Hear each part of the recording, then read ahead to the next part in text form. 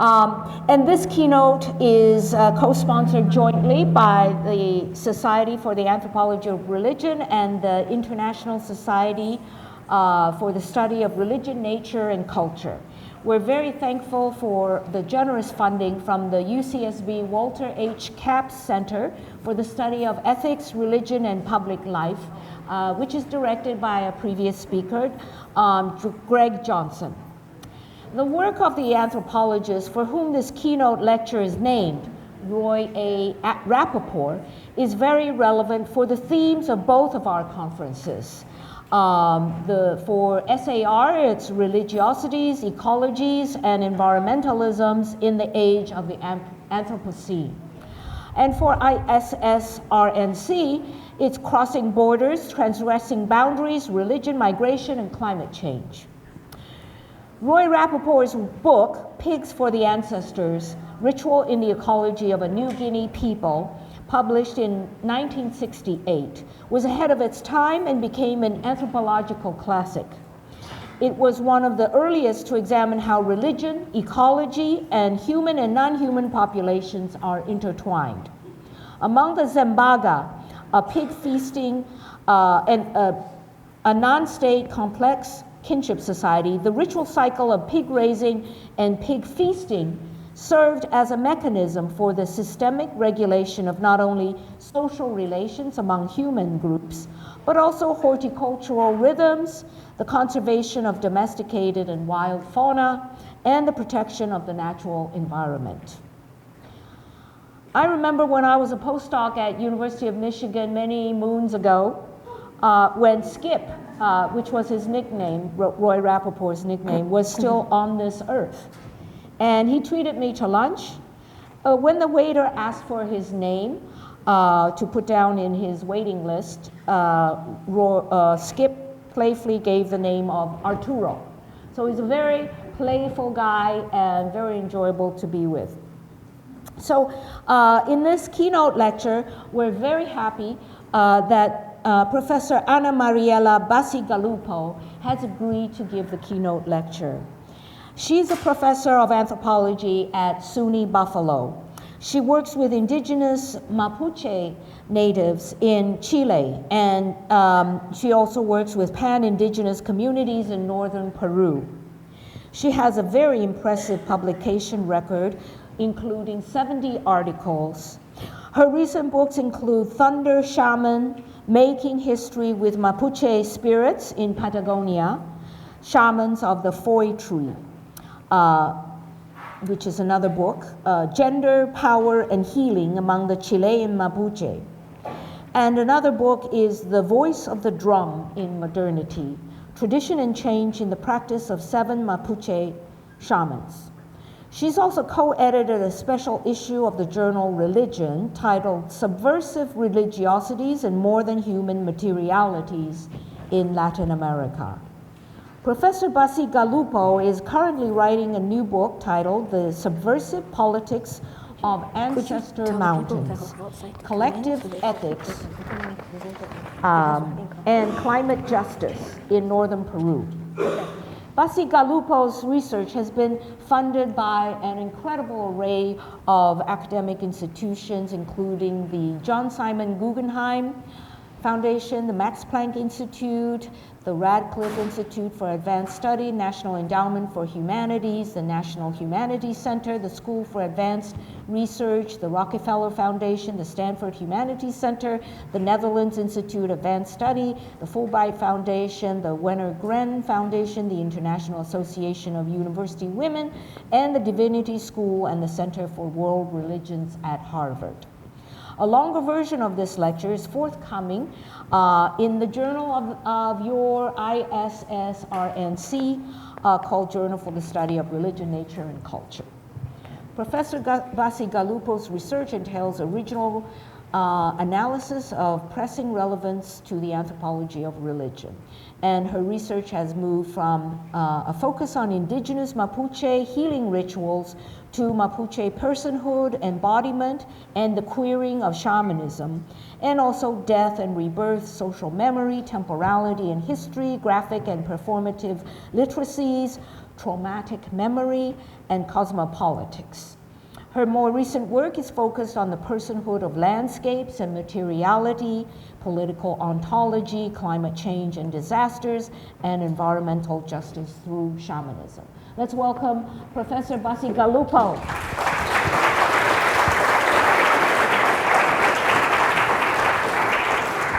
Thank you so much, Mayfair, for that generous introduction and for inviting me to the conference. And also thank you for Lisa Sedaris and to Amanda Nichols, who have been extraordinary in making this happen. I really want to thank them for bringing us all together, and also for all of you for being here today. I was profoundly inspired by the panel that came right before us that really spoke about the ways in which indigenous people engage with the environment and nature in different ways. And I really want to thank the panelists for your contributions and your wisdom. I hope that what I'm speaking about today will add something to that. So one of the greatest challenges of our current climate crisis is overcoming our anthropocentrism, our sole focus on human welfare and justice between humans at the expense of the planet. Despite the vast attention granted to natural places as kin, who challenge the dichotomy of subject and object and the sovereignty of culture over nature, few scholars consider how a radically anti-anthropocentric understanding of the world may help to rewrite the global climate change debate. And that is my goal today. Some scholars have made important strides by decentering the human and focusing on our relationships with others to save the planet. So some people like Isabel Stengers, Donna Haraway, for example, write that we must look at the world from non-human points of view and consider different kinds of agents and agencies as part of an interrelated planetary system where humans must play well with others in order to survive. Bruno Latour adds that unless we see our planet as a living being that regulates the climate and responds to how we treat it, we will lack the will to change our life. Now, indigenous shamans have been doing this for centuries. They exhort non-indigenous people to become their allies in the urgent need to engage the agential world to save the planet from predatory capitalism and environmental destruction. In the powerful film Aluna, An Ecological Warning, indigenous Kogi shamans from the Colombian Sierra Madre teach non-indigenous people to engage the landscapes with agency and to read the signs of environmental catastrophe. The goal is to share the burden of healing the dying planet with non-indigenous people. In his book, The Falling Sky, indigenous Yanomami shaman David Kapanawa narrates the cosmo-ecological consciousness of the world. He warns about the impending environmental cataclysm, the revenge of nature, if non-indigenous people continue to disregard the agency of nature for their financial gain. Truly recognizing this anti-anthropocentric agency of nature and its impact on climate change, however, is a daunting task. Our climate change discourses are infused with ethics derived from anthropocentric beliefs and practices. Abrahamic religions imagined that humans are created in God's image to have dominion or stewardship over earth and its creatures. Capitalism then reinforces the idea that our exploitation and commodification of nature is a small price to pay for profit, accumulation, and Western standards of living. Scholarly concepts in the social sciences and humanities are also deeply shaped by social and political processes that cut us off from the earth and make us imagine that we are the only subjects on the planet. What then will inspire humans to take a moral responsibility by responding to the climate crisis for the benefit of the planet? And how can the study of religion help with this task? Since our beliefs and practices shape our attitudes towards climate change, major religions could benefit from emphasizing a belongingness to the earth to meet the challenge of catastrophic climate crisis. And we've heard a number of papers in these past few days that do exactly that, which I'm really happy to hear. In her 2002 presidential address at the American Academy of Religion, Mayra Rivera argues that the study of religion must heal from these epistemic fractures between humans and particular ecologies, between time and place, and between the geopolitical and the ecological. She further emphasized that for our collective futures, we have much to learn from communities who have suffered and survived multiple catastrophes. And that's what I'm going to look at today. These local narratives are also a global story, a new possibility for collective engagement with the Earth in the future. To this end, I ask, what could be the implications for our climate crisis of truly decentering the human? How do landscapes conceived as ancestors expand what we understand by politics and justice and how we practice them? How can the logics of these ancestor landscapes and scientific climate change discourses work together towards a common end? And what kind of post-apocalyptic visions could trigger our moral responsibility towards the Earth? I seek to answer these questions through my ethnographic work by engaging the experiences of shamans or curanderos in their diverse communities in the regions of La Libertad, Lambayeque, and Piura in northern Peru. These communities are a mix of coastal people of indigenous and Spanish descent and indigenous people from the Amazon and the Andes who self-identify as norteños, northerners. They have been ravaged by colonialism, the Spanish Catholic extirpation of idolatries, evangelical missionaries, and the exploitation of their bodies and lands through intensive agriculture and gold mining. Since 2014, they've also suffered catastrophic heat, rains, and El Niño floods exacerbated by climate change, which many norteños experience as the end of humanity. A cook named Claudia explained. El Niño of 2023 was 1,000 times stronger than the one of 2017 because it combined the cyclone Yaku with the coastal El Niño phenomenon and global climate change.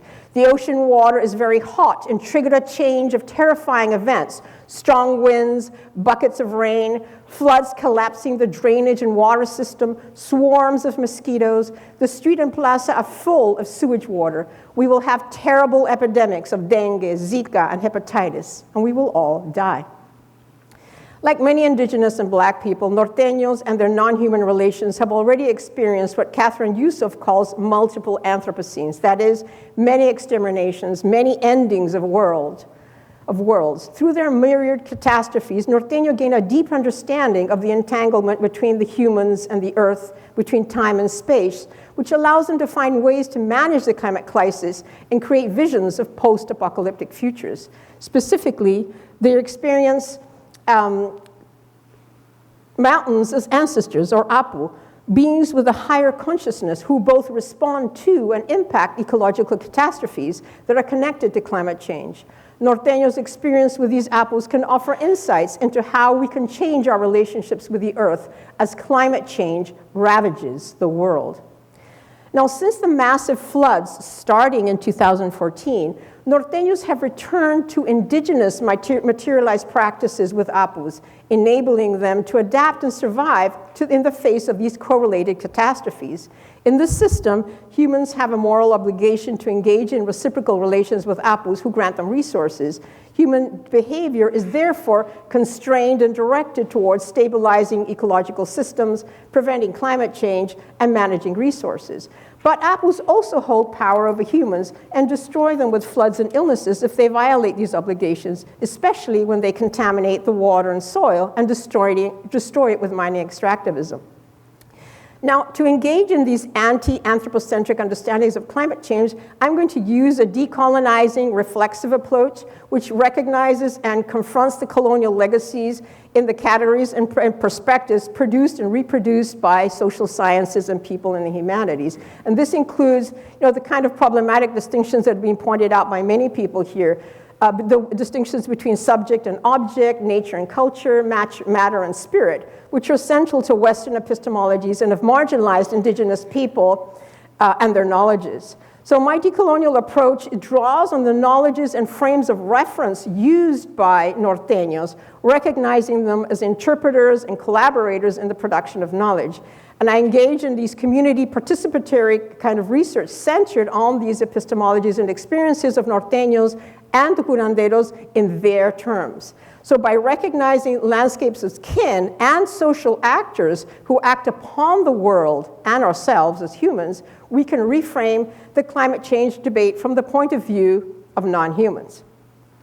I gained an understanding of this in the past 10 years through my engagement with norteños, and particularly with a rain curandero or shaman by the name of Ombayek, whose name means guardian of the water. whom I first met in 2015 in Trujillo.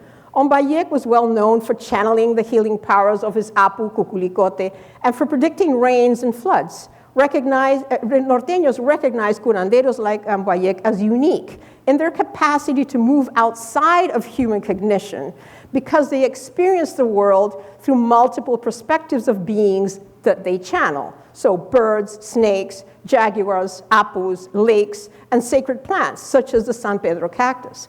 Curanderos, therefore, understand the world as a totality. When Ombayek learned that I was born in Lima, but that my father's family are indigenous Andean Quechua, and that I knew how to feed apus with prayers, coca leaves, chicha, sweetbreads, and fruit, he asked me to join him in a healing ritual for patients at Cuculicote.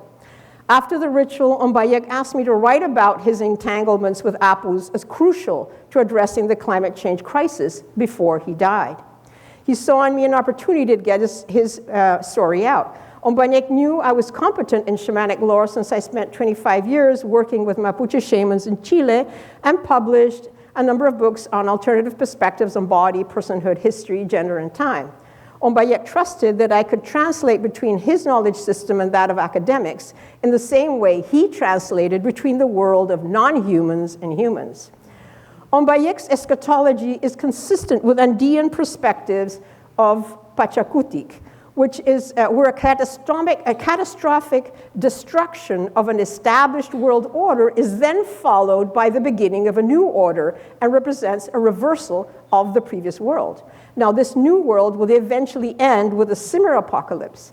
In the Quechua language, Pacha means both earth and time, collapsing time and space together, and Cutic means a return or reversal. So indigenous people throughout the Americas hold a similar eschatology where end times are therefore also beginning times. Since the creation of a new world involves the return to a previous world, the post-apocalyptic world and the pre-apocalyptic world are alike in being without humans. Now, today, indigenous world turning all over the Americas is habitually produced by catastrophic social, political, and environmental events caused by predatory extractivism. A new world order usually involves a return to a previous world ruled by non-human beings, often ancestor landscapes or kin in the forms of animals and plants. So between 2015 and 2024, I worked closely with Ombayek, participating in many of his rituals and those of other curanderos, and recording his visions, healing songs, and conversations with a variety of non-humans and patients. He taught me how to interpret the language of apus, mysterious exploding sounds at night, falling rocks and stars, fog, clear skies, the temperature and force of winds, sounds at night, the movement of birds, whistles.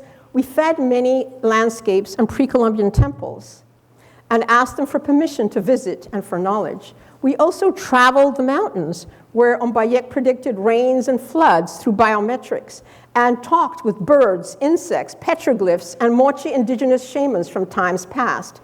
We visited the marketplace to buy medicinal plants and perfumes, and we talked for many hours about visionary landscapes, climate change, and post-apocalyptic worlds.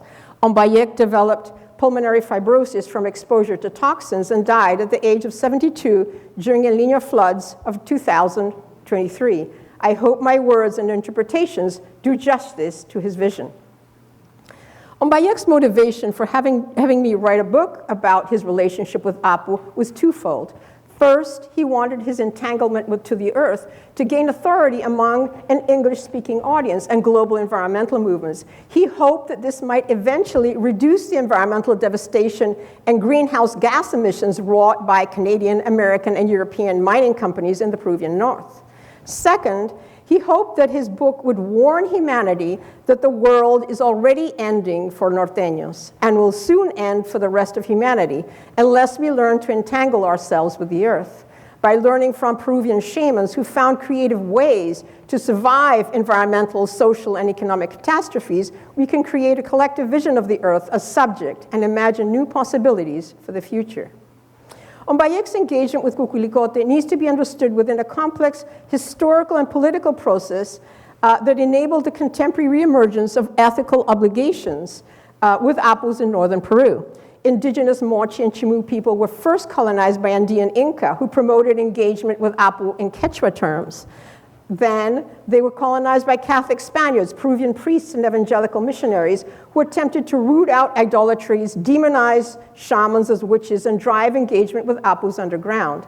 Middle class and upper class Peruvians still reject Apus as a form of demonic animism because they threaten Christian monotheism, Western divisions between humans and landscapes, and the interest of extractive industries. Apus reemerged publicly when curanderismo, or shamanism, was repopularized in the late 1980s after the discovery of tombs of Moche shamanic rulers amid the rise of spiritual tourism. Curanderos tempered the colonial history of the Peruvian North and began to feed crosses and shrines as well as Apus.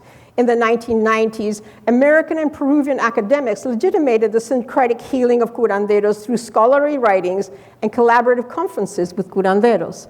And then, when there was an extreme cycle of flooding in 2014, human engagement with Apus rose sharply, and locals included Apus in community movements. Ombayek and other curanderos founded 3 local movements for collective ethics and climate justice, led by Apu Campana: Asociación de Rescate y Defensa de Apu Campana, Colectivo Comunidad Consciente, and Apoyarte Perú. And by putting the Apu as the leader of these movements, they really expand what we understand by politics and how we practice it.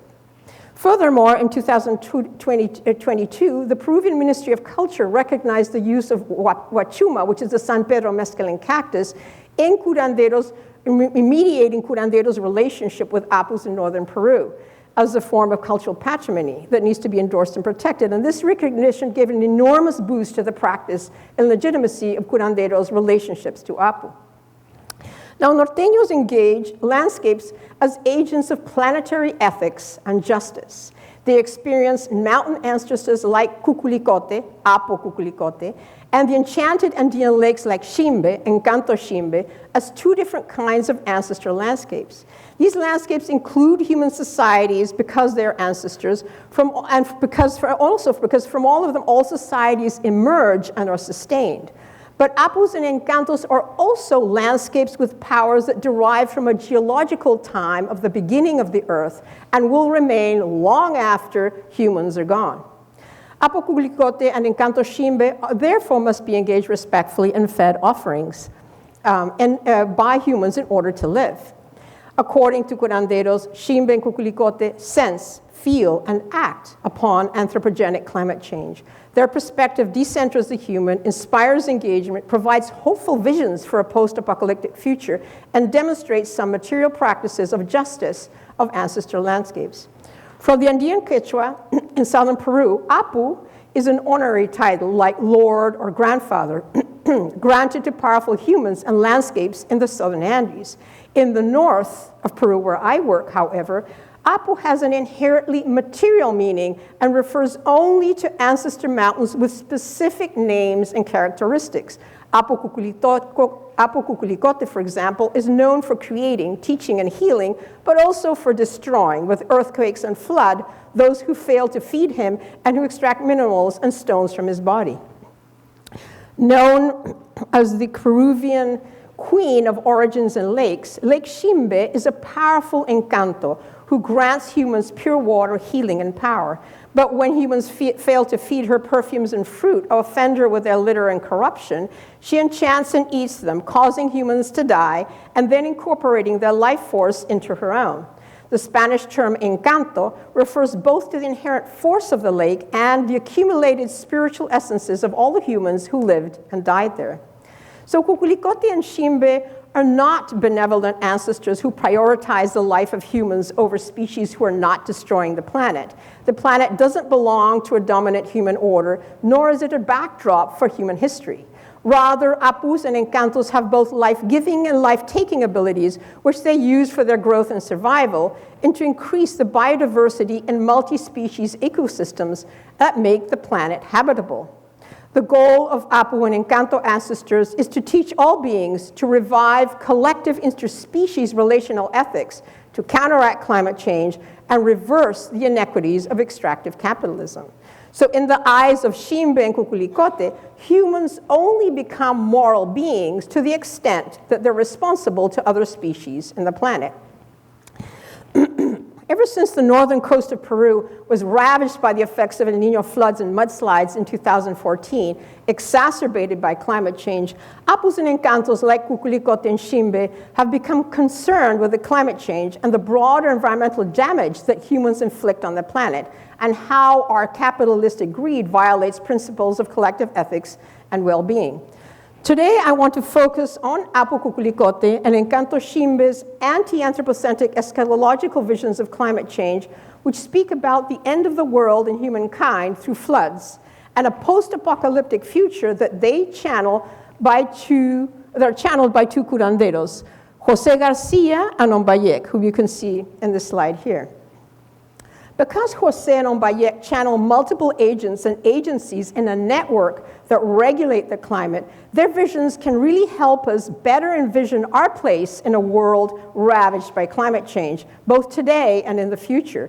They can also help us see how the coming together of human and non-human values and temporal scales must redefine what we mean by politics and justice. On July 8, 2018, I made the 13-hour bus ride with Ombayek from his hometown Ascope in the North Coast to the home of Jose in Huancabamba in the northern Peruvian Andes. I set out with Ombayek and Jose at 4 o'clock the next morning. After a 2-hour truck ride and a 4-hour horseback ride, we arrived at Encanto Shimbe, which is perched majestically 3,900 meters above sea level. Shimbe and her sister lakes have initiated and healed many shamans, including Jose, but Ombayek was initiated by Kukulikote, a mountain on the northern coast of La Libertad. So therefore, Shimbe and Kukulikote are rivals that rule over competing Andean and coastal realms in northern Peru. That day, Jose told us that Shimbe was showing her displeasure. Sheets of rain and hail pummeled us. Gusts of freezing wind cut into our faces. Tornadic water spouts whirled over the lake. Ombayek tripped and fell in the sticky mud surrounding the lake. Ombayek's prayers and the coca leaves he chewed to connect to Shimbe were no match for her wrath. Ombayek turned blue as he kneeled in the mud. He wailed, "She tied up my legs. I cannot move. She's sucking me into the lake. She wants to eat me." Terrified, I shouted to Jose, "Control your lake. She's killing him." Jose was trying to appease Shimbe with maize flour, sugar, fruit, and perfumes. Shaking his best silver rattle, Jose replied humbly, "I cannot control her. Let us hear her will." Ombayek and Jose fell into trance, possessed by Kukulikote and Shimbe, respectively.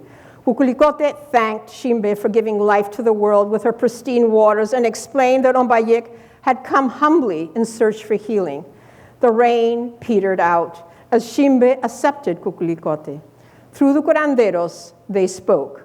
Kukulikote complained via Ombayek's silky voice. "Humans are relentless. They mine me with dynamite and take my stones away in trucks. It hurts, but they don't care. The noise, the mine dust, the heat is unbearable. They exterminate animals, the plants, the water is contaminated. Their sugarcane factories suffocate me with smoke. I'm angry at the stupidity of humans who destroy the world for a coin. I cannot live in peace. I flood them. I send mudslides. I send earthquakes to try and teach them, but they don't understand. Their greed is infinite. I've lost my patience."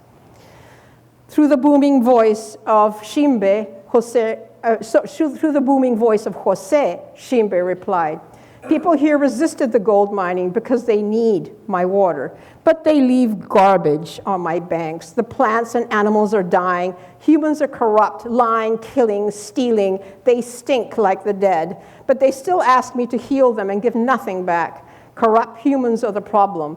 I will swirl my hail, tornadoes, and illnesses, and humans will die, but animals and plants will live on."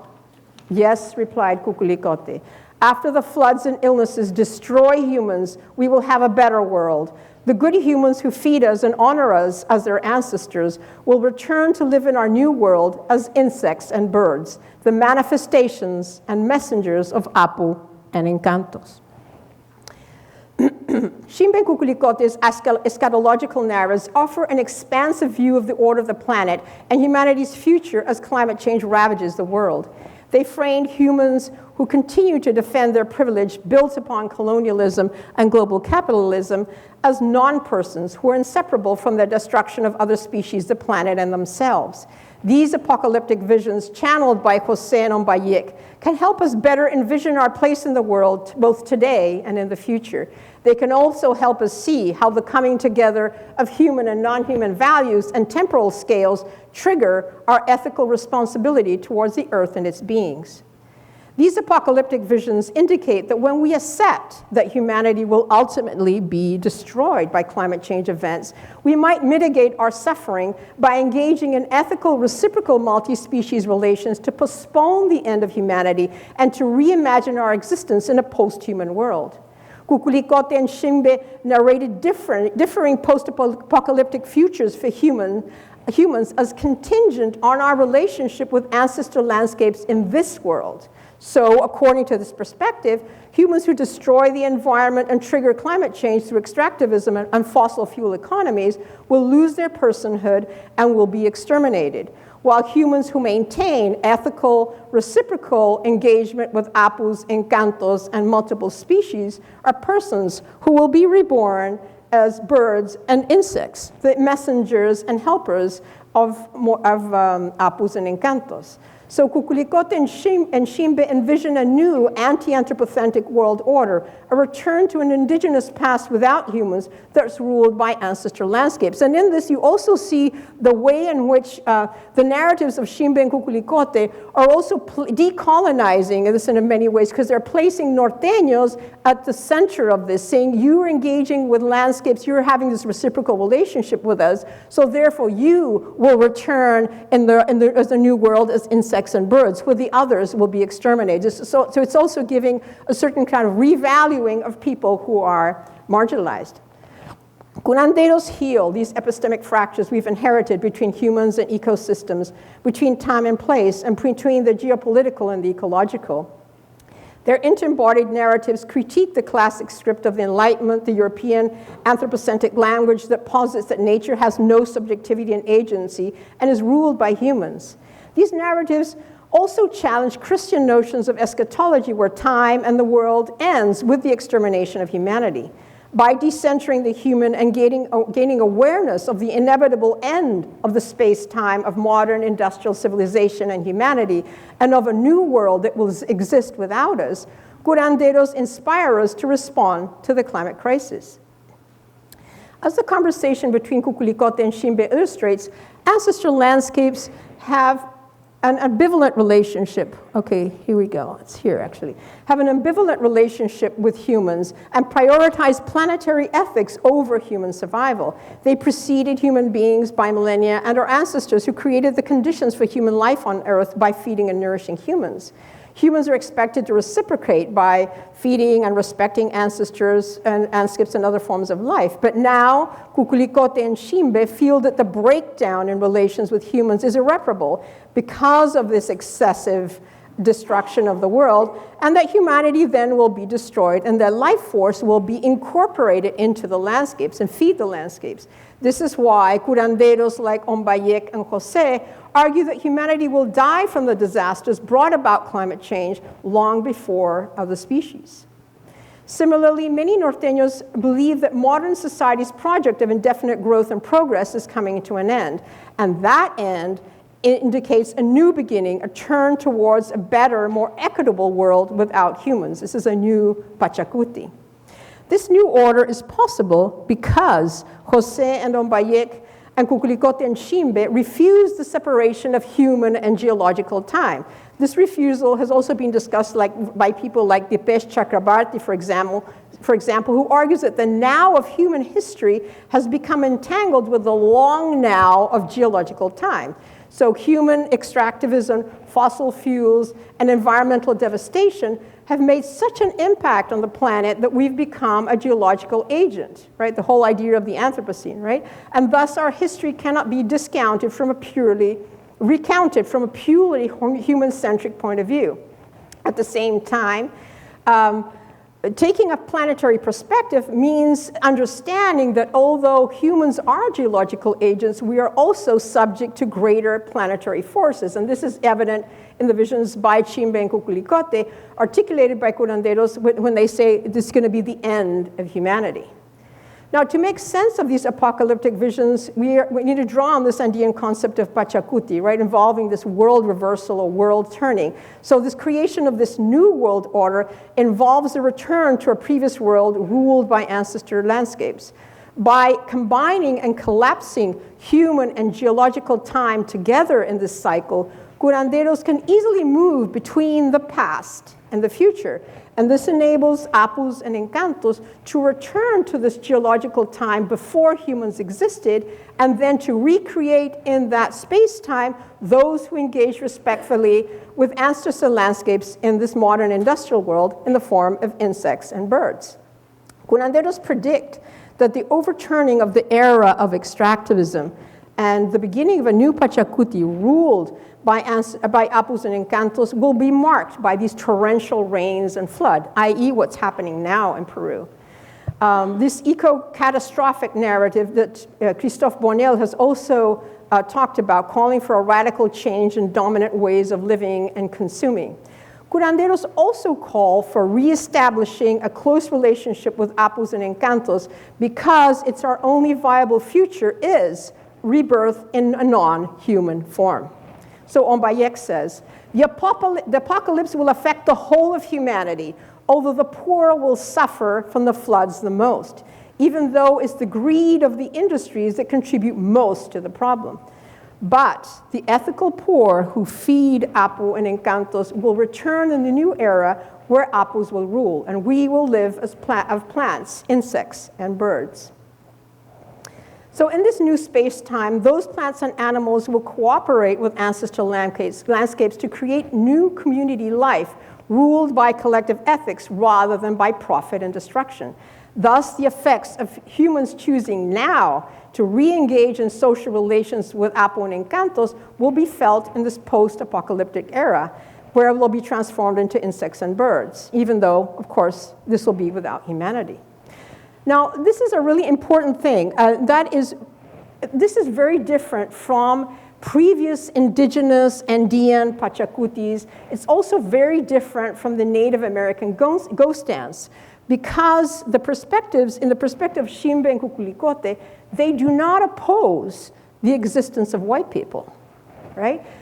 Instead, ethnically mixed Norteño, remember that they're a mix of Spanish descendants, people from the coast, Andean, and Amazonian migrants, and other white people,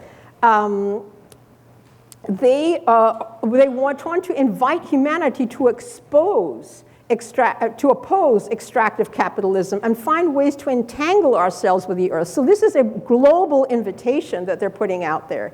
Curanderos also incorporate foreign tourists who come to be healed into their perceptions about engagements with apu and encantos. So therefore, Norteños' local narratives also become a global story, right? They could become a new possibility for collective engagement with the earth in the future.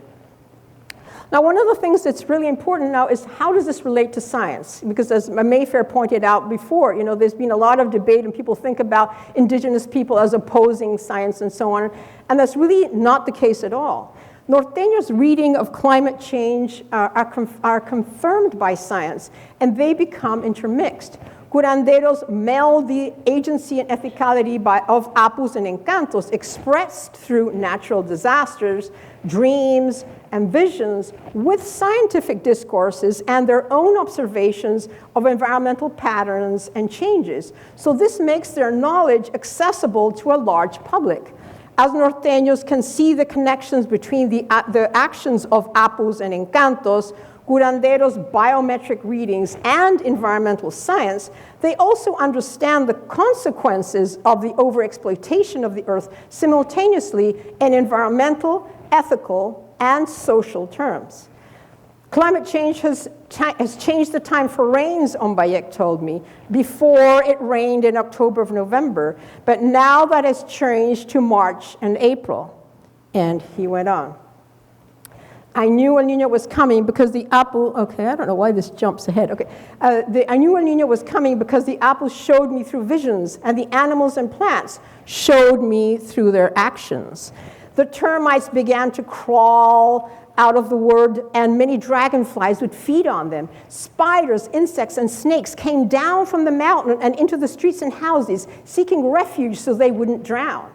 There was a huge number of herons, and the birds and animals were alarmed. I lit a candle, and it sputtered, a manifestation that there was a lot of human evil and lack of ethics, and that Apus would punish that with water. The pacay and guava trees bloomed early and lost their flowers, and then got new ones. The sapote tree, which is small and grows in the ravines, started growing really, really tall and getting a lot of green leaves on the top because there was a lot of water accumulating underground. You see this sort of combination of knowledges that's occurring in this narrative? And here we have Mombayek with his mesa. So a Norteño biologist, Carlos Quiroz, commented, now, Ombayek is right.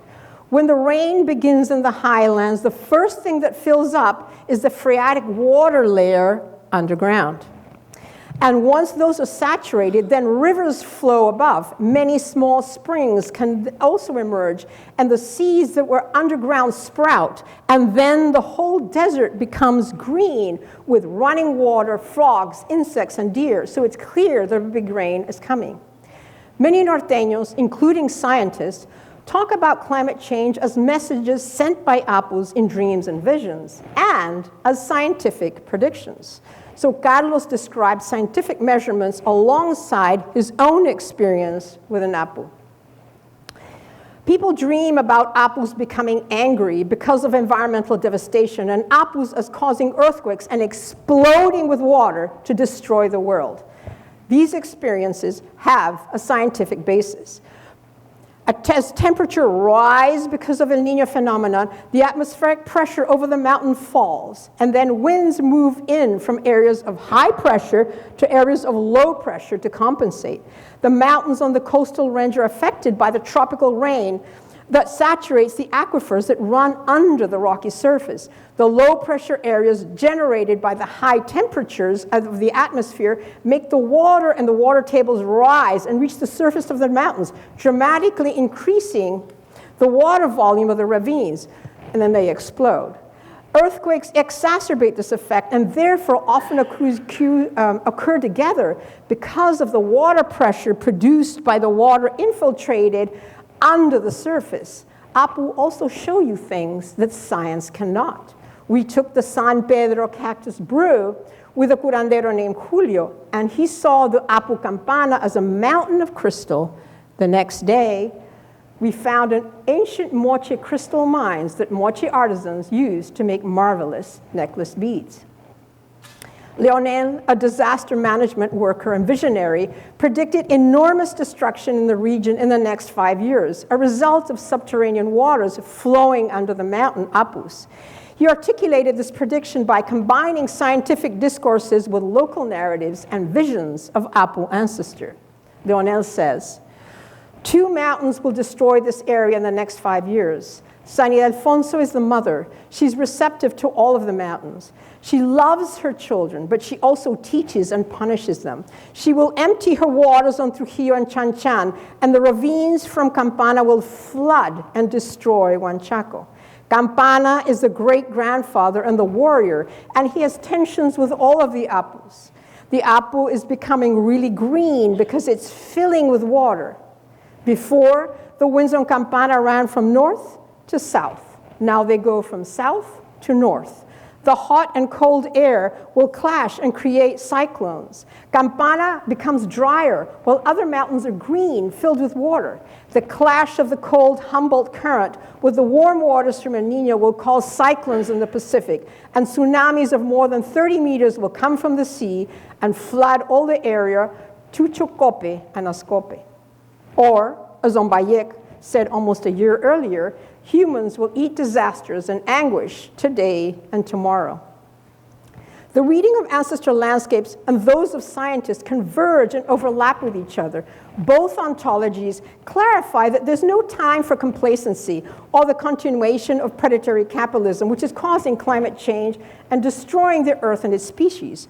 Both perspectives explain that citizen action and environmental conservation may postpone the cataclysmic end of humanity, but will not deter it. And according to both views, the world will continue to exist without humans. The difference between the scientific perspective and that of curanderos lies in that curanderos draw on an interspecies perspective to offer hope, while science does not. Ancestral landscapes reward humans who engage in planetary ethics by allowing them to exist as insects and birds in a post-apocalyptic world, while science remains focused on the imminent extermination of humanity and other species. So what does all of this mean? By fundamentally decentering humans' place in the world in the future, Shimbe and Kukulikot's their critique offers a productive tool to promote environmental and climate justice now.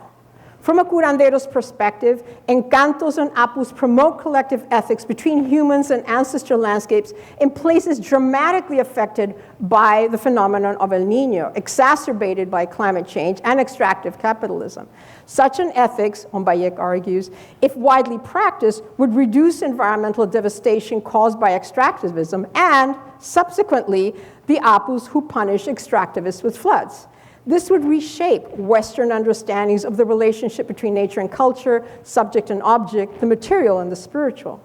This hopeful vision for the near and medium-term future would certainly inspire people to respond to climate change. But even if the practice of an environmental crisis, even if the practice of a collective ethics and the use of climate change mitigation technologies reduces the immediate environmental crisis, it will not avert the end of humanity in the long run. Nevertheless, it gives humans a way to get involved in environmental consciousness and have hope, rather than become passive victims of the apocalypse with no hope and no future. Jose and Ombayek, through Shimbe and Kukulikote, show us a kind of post-apocalyptic visions that could trigger humans' moral responsibility towards the Earth. From a scientific perspective, when our carbon emissions exceed what the Earth sequesters, the Earth will be uninhabitable for humans. From a curandero's perspective, when we let go of the possibility of long-term human survival and focus on our ethical relationship with ancestral landscapes and other species, we will postpone the end of humanity and reimagine our existence in a post-human world.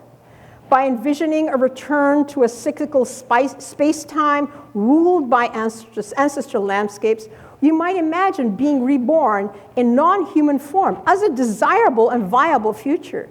Our presence in this future, however, is contingent on our current ethical relations and to the extent that we're implicated in extractivism, climate change, and the Anthropocene. By reshaping our post-apocalyptic imaginaries as insects and birds in a future without humans, curanderos really are calling for decolonizing hierarchical exploitative relations between humans, other beings, and landscapes. Their apocalyptic visions enable us to gain awareness of the inevitable end of the space-time of modern industrial civilization and humanity, and a world that will continue to exist and be better without us, which will inspire us to respond to the climate crisis. The sacred adds a potency to these claims. The sacredness and the materiality of Apus and Encantos as ancestors represent ways of knowing that reach beyond the secular scientific narratives of climate change. Catastrophic climate change has historically inspired millenarian, apocalyptic, and subversive religions that transform the way we interpret and engage the world. For example, people like Philip Jenkins and Paul Boyer argue that the world's disasters and their consequences reflect and advertise the loss of divine support and create a new future. Shimbe and Kukulikote, their eschatological visions give us a new course of action to reduce suffering by envisioning our post-apocalyptic futures as non-humans. This subverts Christian eschatology that promises an eternity of heaven after the world is destroyed. The logics of ancestral landscapes and climate change discourses work together towards a common end. We scholars have to expand our methodologies and frameworks to incorporate local modes of ethical relationships with landscapes into our climate change discourses. Scholars often see the alternative logics of ancestral landscapes as incommensurable with Euro-American discourses of climate change deployed by scientists, but actually we have seen that they're profoundly commensurable. Both knowledge systems come to the same conclusion. We need to change our relationship to the Earth if we need to meaningfully address climate change. Through the bodies and voices of José and Ombayek, these ancestral landscapes explain climate change by combining scientific readings of climate change with eschatological visions of the end of the world. Like some climate scientists, Chimbe and Kukulikote show us that climate change produced by extractivism and the warming of the climate and the burning of fossil fuels will exterminate humanity. These visions of an unavoidable extermination of humanity through these environmental catastrophes are consistent with many scientific predictions. The ethical breach in reciprocal relations between kin relations with ancestral landscapes thus has parallel ecological implications. And I think this is a really important point that the curanderos make. These narratives therefore have to be read together to visualize climate change and the post-apocalyptic futures devoid of humans, whose rebirth in non-human form is, in José and Ombayek's perspective, our only viable future. Those humans who break with the modern industrial civilization and re-engage ancestral landscapes will be able to reemerge in non-human form. In this utopic new space-time, those plants and animals will cooperate with ancestral landscapes to create community life, ruled by collective ethics of ancestral landscapes rather than profit and destruction. I've shown that ancestral landscapes define collective human and non-human ethics and climate justice through their direct and indirect actions visible in these cycles. And one of the things that curanderos also ask us to do as academics, as scholars, is to work to reverse climate change and the destruction of fossil fuel economies by becoming adept at translating between shamanic, indigenous knowledges, and so on, and these modern scientific knowledges and changing the lives and the global order. So it's actually, this issue of translation between different systems of knowledge is something that they're asking us to do. The insistence of ethical relations of exchange between humans and other beings promotes hope and action. For although the actions of one individual are not enough to stop climate change, such an effort is never worthless or futile as long as it strengthens these reciprocal relationships. I've shown what this means through the lens of Northern Peruvian shamanism, but there are many different ways in which humans can return to that moment that we belong to the earth. And I've been heard by these wonderful papers in this conference that have shown that. Through the study of religion in diverse religious contexts, we can heal these epistemic fractures that we've inherited between humans and ecologies, time and space, and between the geopolitical and ecological. Engagements with the earth as an ancestor and material agent is what has led indigenous people around the world to seek transformational change and lead climate change movements. It's now time for the rest of humanity to join them. Thank you.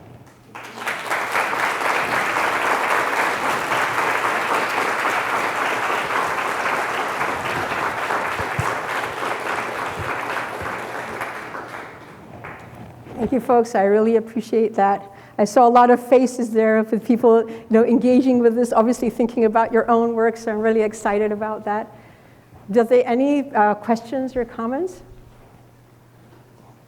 Yes. Thank you. I have so many questions, but I wondered if you could just say more about. So just to make sure I understand, so the humans who are cooperative, was it working? They can come back as birds or insects, and the other animals will still be around in this post-apocalyptic world. Is that right? And why? Can you say more about why birds and insects? That's a real. Well. The animals who have not been wiped out by us, of course, will continue to exist in this world. The ones who have gone extinct won't be there anymore, but they will remain. I mean, roaches will definitely be there, right? They're one of the animals that survive the most. And plants or insects, they're interesting because, when I showed you that narrative of Ombayek, where he says, the termites are emerging from the rocks, the snakes and the spiders are coming down from the mountain and they're climbing up there. What are they doing? Those animals know way before humans do that there's going to be a flood. And this is what curanderos are doing by the biometrics. They're looking at the animals. The animals know what humans do not, right? So the animals, the insects and the birds have a higher consciousness than humans do because they're closer to the apples. They're the messengers and the mediators. So this is why we have to view them. So being a plant or an insect is tremendous. You are basically, it's an incredible honor, right? Because you are closer to the apple and you are viewed as an intermediary with them because you've engaged with them, right? Plants are also incredible. The other narrative that I showed you is like the pacay trees, right, are basically growing twice their size. Why is that happening? Well, it's because of all the water that's going underground. So like one time I was walking with Ombayek, and he goes, look at that pacay tree. What is it showing you? Look at the pacay tree over there and look at the one over there. And here, this one's really short and this one's really, really tall. And at the beginning I said, I don't know. He's like, girl, it's the water. The water's underground. This is where the flood is coming. This is where it's coming. So all of those, the knowledge that plants and animals have and that we can learn from is way beyond what humans can observe, right? And the thing, because the underwater ground, all of these animals and insects react way before humans can. And this is what it's actually telling us. I actually was, I said, well, what am I going to be? Am I going to come back in the next world? They're like, oh, yes, you will. You'll be back and you'll be cricket. Yeah, and the reason, crickets are, they make music for the other animals. So they create a sense of collective community and they want people to participate, and also it's because I like to talk a lot, and so that's the noisy cricket, right? And if need be, I'm also a source of protein, right, for all the birds and other things, so that's a very useful, being to be in the other world. So every person, they think about the way how you're coming back. It also depends on your characteristics. Ombayek, for example, is coming back as an owl. An owl is a night bird, but he also deals a lot with the dead, and he has all this relationship with the dead, so they're able to mediate between different things. The owl and hummingbirds are the two birds he could come back with. Another curandero that I know would come back as an eagle, which eagles are it's very interesting. Many times when I've been to the apples, the eagles start circulating around, And you're like, well, I said, what's happening? He's like, well, it's the apple who's recognizing that we're here. We better do a ritual quickly so that, they're embracing us rather than just observing us. And it was interesting because the eagle sat on one of these pre-Columbian, it's a petroglyph, sat on the petroglyph, and you can see that there was bird shit all over the petroglyph. I'm like, that petroglyph happens to be the most powerful one that gives off energy that heals shamans, and that's where the eagles go. Right, so there's a relationship also between rocks and animals and the ability to read this. So the moment that the bird was watching us do the ritual, while he sat on the rock being healed, was also a way of saying, okay, you can come be part of our circle. Let me teach you about how to manage this. So those things are really important. I mean, learning the language of animals and plants, learning the language of rocks and so on. Ombayek was possessed many times by that petroglyph, it was a petroglyph made by Moche way back, and it was a mountain. It was a triangular head. I'm sorry I didn't bring it today, or maybe it was on that. No, it's actually on one of the slides. Maybe I'll try and find it later. I'll find it now. So let's see if I can find it. I'm sorry if you're going to get dizzy while I do this. Go back here.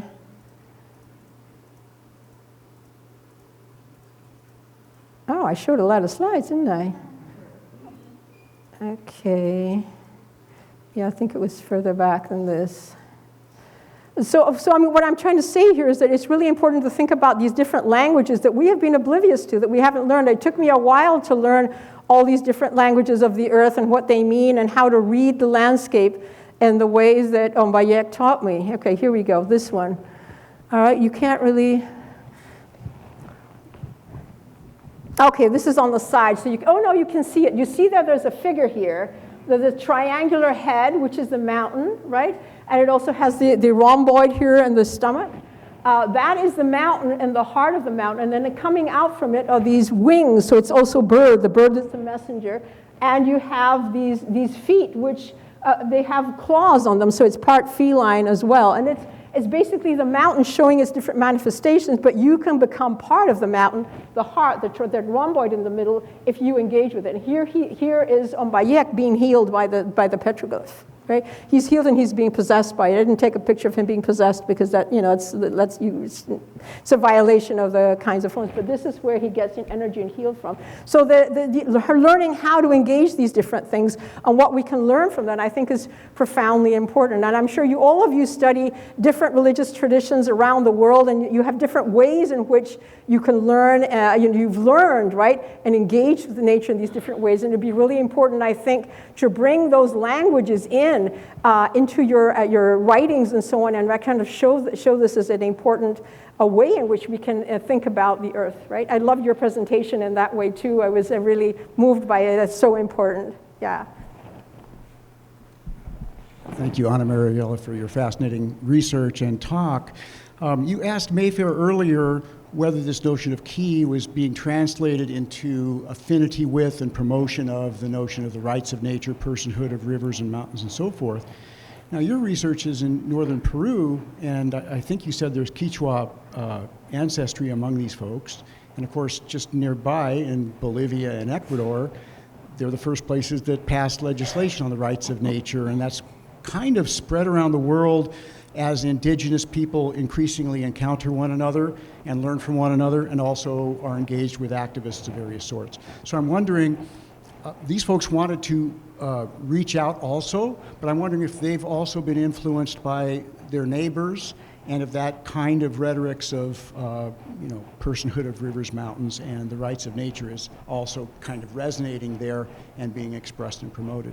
Oh, I'm so glad you asked that question. That's part of the things I'm writing about, but I didn't have really time to talk about that today. It's a really important question, and we also have the context in which they're living in a particular state, right? And the Peruvian state, unfortunately, recognizes personhood as restricted to humans and to companies, right? So what they're doing, though, is that people are very aware of this, and so they're working with, and this is different. The recognition of what the personhood of nature means radically different things in different countries. So in Bolivia, if people are like, okay, Pachamama, everybody recognizes Pachamama, the Mother Earth, as being a person and so on, but what does that really mean in Bolivia? Nothing. Why? Because, the mining, it's lip service, right? And people are happy that you recognize that, but what does it mean practically? Well, no, the mines continue to exploit things. There's no restrictions. If you blow up, an indigenous site, or if you use a mining and contaminated river, there are no consequences for you, right? So it's very different from what happens in New Zealand, for example, when you're thinking about what happens there. You are accountable legally if you contaminate a river and so on.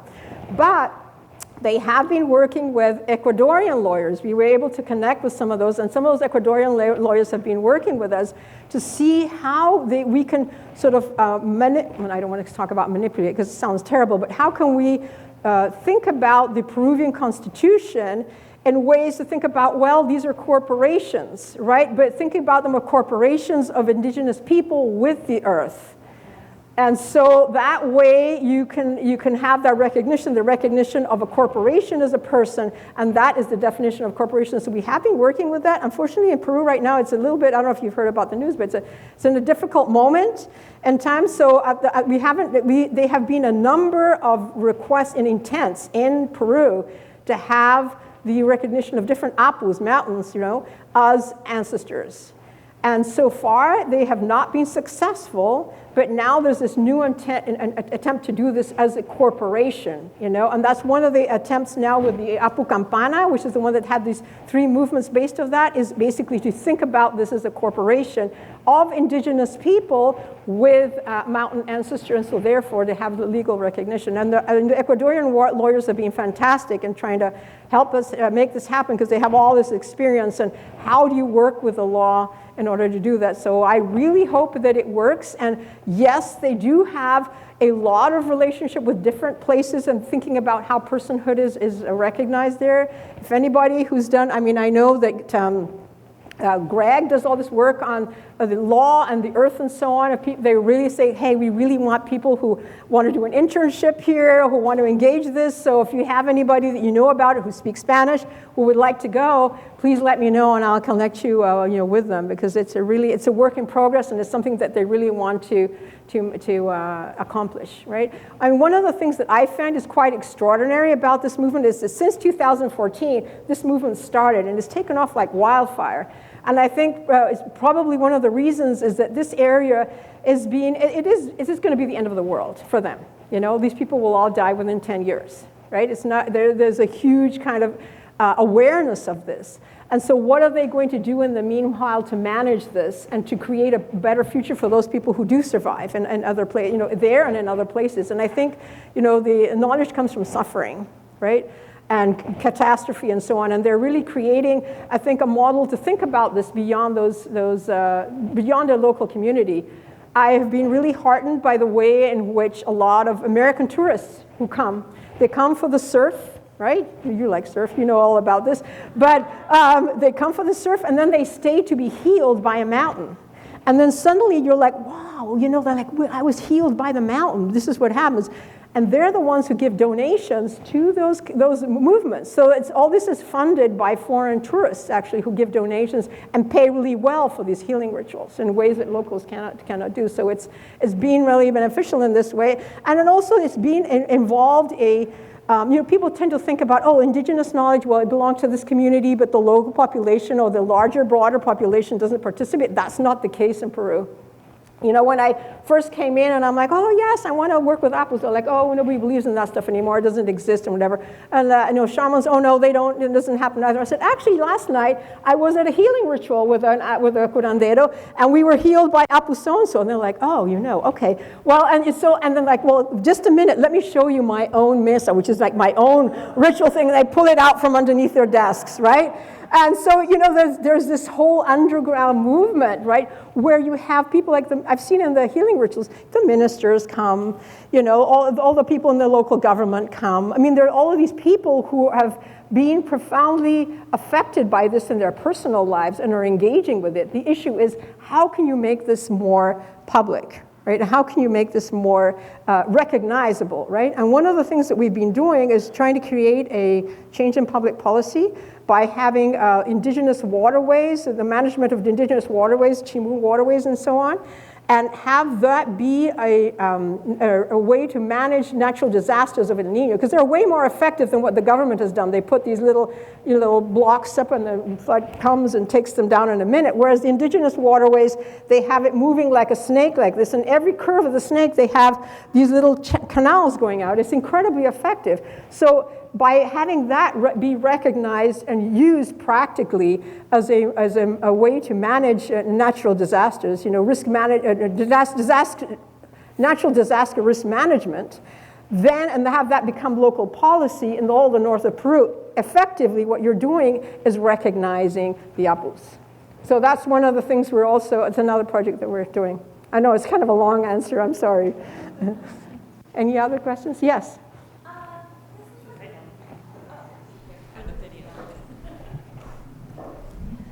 Thank you. Thank you. Well, you were talking, something that came to mind is the similarity between what you're talking about and the worldview expressed in movies by the Japanese animated filmmaker Miyazaki, who's from Studio Ghibli films with Totoro, Princess Mononoke, Spirited Away, these films. And it seems like there is such rich, mutually beneficial ground here for collaboration with Studio Ghibli or with another such group. Studio Ghibli is, of course, very famous in the world, very renowned and regarded in the world. And I'm curious if there's been any thought about, because it seems like they would be in favor of having their wisdom and knowledge spread in that way, yes. And if there's discussion of collaborating with such more pop cultural influences that do have a power to transform the message into something that would be spreadable that way. I think that's a great question. Come and see me later, and we'll talk about that. I think I mean, on the one hand, I think they really want their message to be spread. On the other hand, if you reduce it to anime, I'm not sure how that would work. That's what you're thinking about? Because they really want to think about this as not something that is theoretical or in the imagination. These are mountains.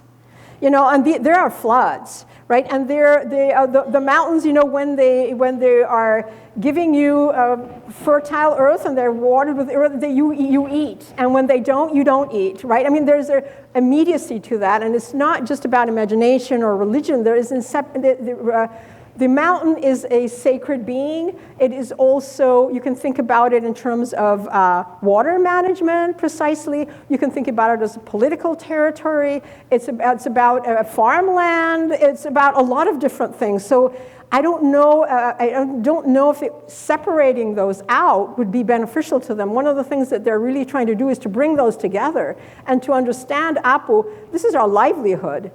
Without them, we die. And it's literally true, because the water comes from the top of the mountains, and they need to be able to manage these floods in a way that's beneficial. I mean, the mudslides can be fantastic for irrigating, farmland, if you're able to manage them. But if they're completely out of control, of course, they'll destroy everything. So I am a little hesitant. I mean, I'd have to speak to them about it, but I'm a little hesitant to think about this as with separate from material needs, of eating and water resources and clean water and management of the earth in this way, and political sovereignty over land that belongs to them, which has been encroached in by the mines, right?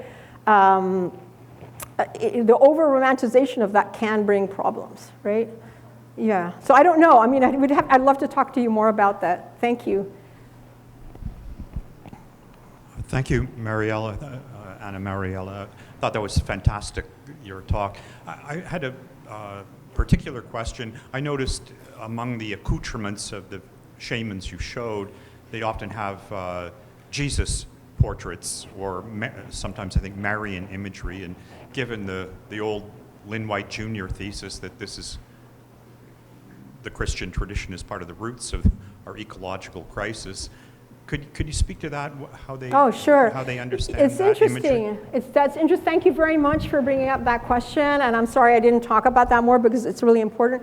One of the things that has happened here, as in many indigenous traditions, is that you have a lot of Catholic symbols, particularly, right? Because this is not the evangelical Jesus. This is a Catholic Jesus, and there's a big difference between them. All right, that you have a resignification of those beings in local terms. So, for example, what the missionaries did is they put a cross on top of all the mountains.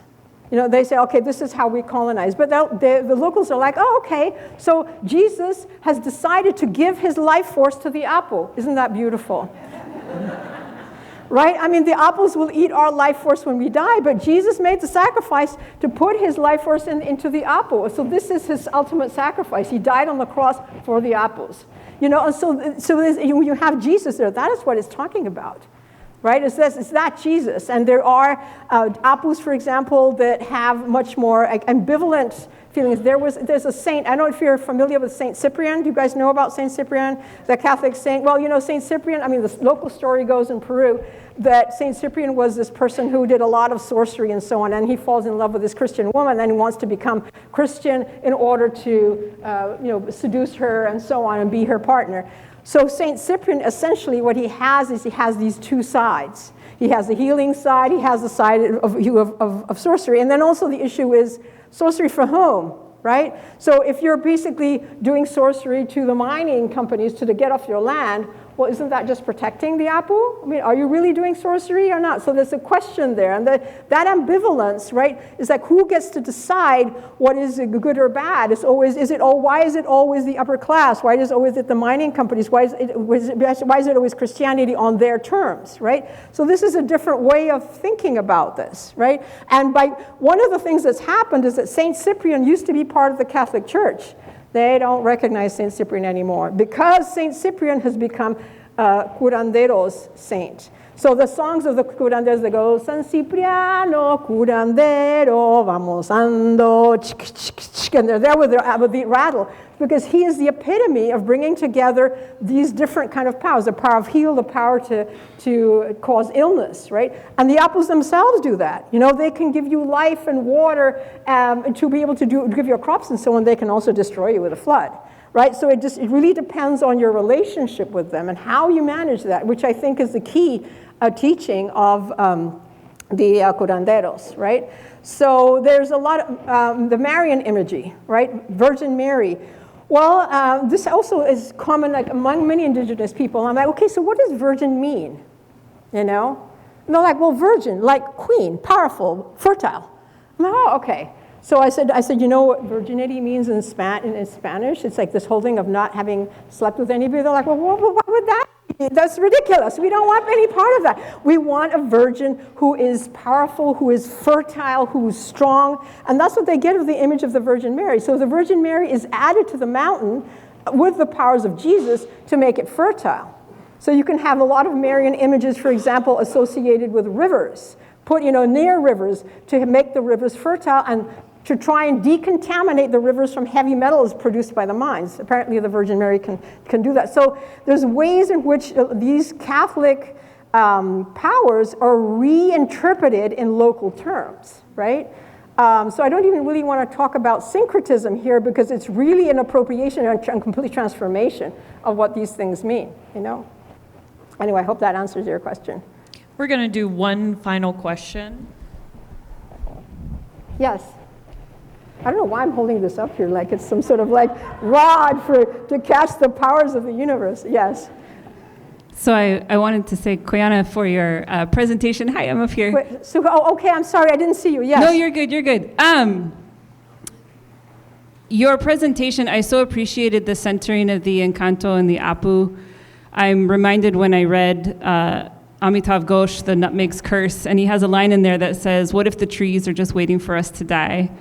And I grew up around Duwamish and Coast Salish trees, and when I read that line, I felt the most profound sense of comfort and peace about that my death might feed a tree, and that this might be what climate change happens. So I love hearing that resonance. My question comes because I am a registered descendant of the Bering Straits Native Corporation, which is an Native Alaska Native Corporation up near Nome. And I'm curious about the move to try to incorporate the mountain, the Apu, and the people as a corporate entity within the political system, because for Native Alaskans, of course, when that happened, we lost our rights. And it happened because they wanted to build a pipeline. And now in our communities, there's at least some discussion about the difficulties or the incorporation, let's say, of corporate language into even like Inupiaq. So like what used to be a share of a whale is now also a share in the corporation, which then can participate in things like oil extraction and is there for the benefit of the shareholders, right? So it's become sort of entangled in problematic ways, and I'm curious about whether the Norteños are in conversation with Native Alaskans or whether they've been thinking about sort of this. Yeah. It would be lovely if we could talk about that and you could bring that concern in. I think it's a very important question, and I also think there's always a tension when you think about local communities. Like, well, when do we keep our knowledges sacred and to ourselves to protect ourselves, and when do we share it, right? And in the case of Norteños, I'll just start with that and I'll talk about the corporation. But in the case of Norteños, since they are from many different communities and a lot of people that are white as well, they're really working from a place. They don't want to talk about ethnic identity because that divides them, right? And the last thing they want is to divide people. They want people to come together to create a movement against, basically, it's the whole kind of the corporate issues and also the government. It is true that it's dangerous. It's very dangerous. The question is, the Alaskan Natives had rights. These people have no rights.